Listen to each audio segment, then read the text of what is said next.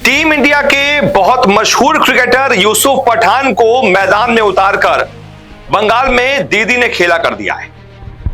सबसे बड़ा झटका भारतीय जनता पार्टी को लगेगा, क्योंकि भारतीय जनता पार्टी यहां से जीतने की उम्मीद कर रही थी।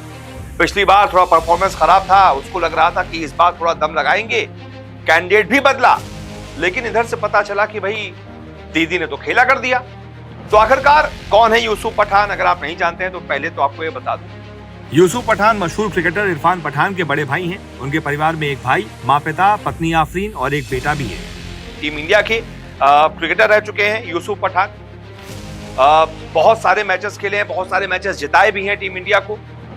कई सारे वनडे मैच, कई सारे T20 मैच टीम इंडिया की तरफ से खेले। इसके अलावा IPL में भी कई सारी टीमों के साथ खेले हैं। बहुत लंबे वक्त तक कोलकाता नाइट राइडर्स के साथ जुड़े रहे हैं। बहुत नाम है, बच्चा बच्चा जानता है क्रिकेट का कि भाई यूसुफ पठान नाम का एक खिलाड़ी है।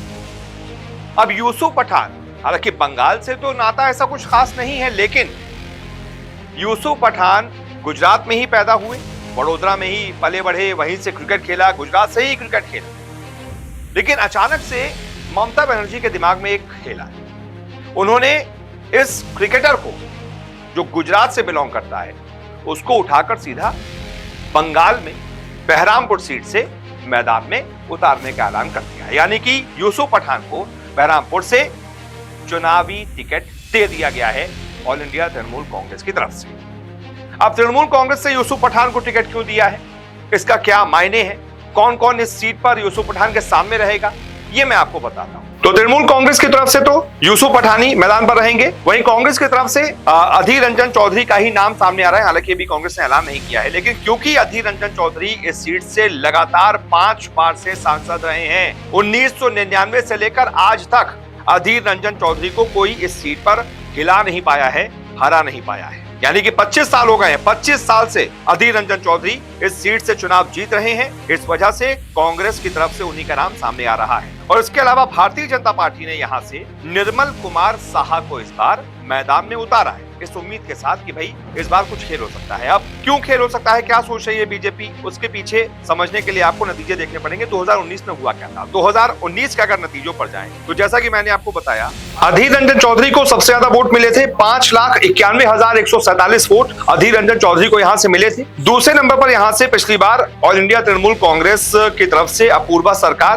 5,10,410 वोट मिले थे। तीसरे नंबर पर यहां से भाजपा के कृष्ण आर्य थे, 1,43,000 वोट उनको मिले थे। भाजपा को यह उम्मीद थी कि इस बार थोड़ा मोदी का चेहरा दिखाकर, थोड़ा खेल करके जो कांग्रेस है उसको झटका दिया जाएगा, लेकिन तृणमूल कांग्रेस ने बीच में खेल बिगाड़ दिया है।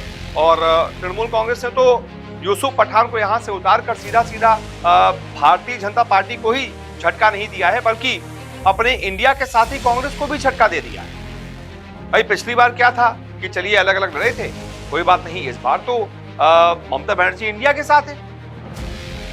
तो भाई इंडिया के ही कैंडिडेट, यानी कि दूसरी पार्टी जो वहां से लगातार सांसद है कांग्रेस के, अधीर रंजन चौधरी के सामने एक तो कैंडिडेट उतारना नहीं चाहिए था, और अगर उतारा भी तो कोई हल्का उतारना चाहिए था, क्योंकि आप साथ में लड़ रहे हैं। लेकिन यहां तो दीदी ने खेला कर दिया, कांग्रेस के साथ भी खेला कर दिया, बीजेपी के साथ भी खेला कर दिया। बीजेपी को तो चलिए एकदम किनारे कर दीजिए, उसकी उम्मीदें ही खत्म कर दी जीतने की, लेकिन कांग्रेस की भी उम्मीदों को झटका लगा है।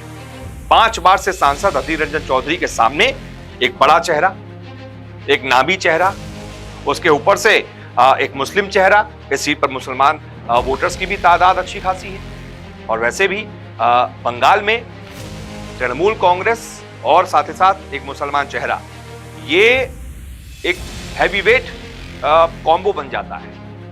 तो इस वजह से यूसुफ पठान के चेहरे को यहां पर डाला गया है कि भाई कांग्रेस को हरा दिया जाएगा और ये सीट कांग्रेस से हथिया ली जाएगी। ये दीदी का खेल है।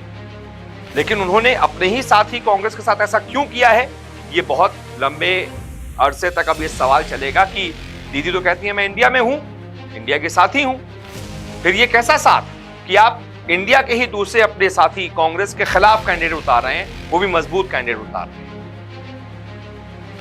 देखते हैं आगे क्या होता है, और यहां से क्या यूसुफ पठान जीत दर्ज कर पाते हैं, क्या यहां से तृणमूल कांग्रेस का वो खाता खुलवा पाते हैं जिस सोच के साथ दीदी ने उनको मैदान में उतारा है।